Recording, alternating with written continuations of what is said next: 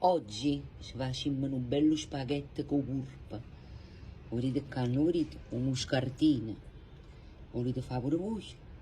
E già, pigliate carta e penna e venite a presa a me. Aglio e olio in padella e facciamo soffriggere. Dopo che si è soffritto l'aglio e l'olio, pigliate il curpa, uvalate, untate. Stanno arricchite i tentacoli.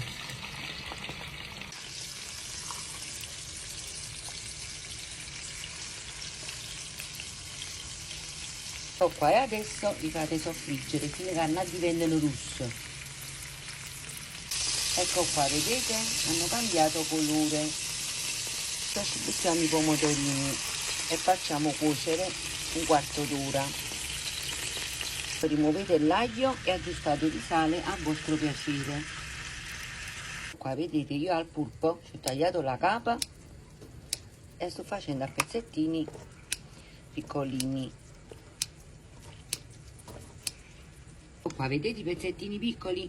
Così quando voi arravogliate lo spaghetto insieme alle pomarolelle vi arravogliate anche la capa di pulpo. Ecco qua ragazzi, l'acqua bolle e io butto gli spaghetti.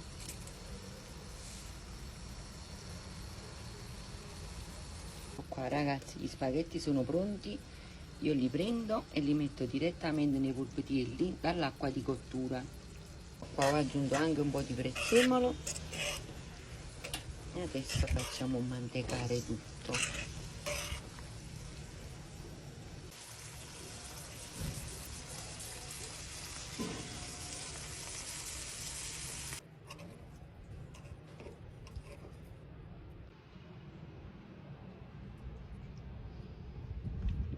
Ecco, guardate,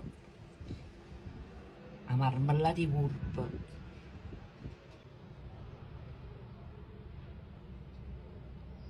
Buon appetito e buona giornata a tutti quanti.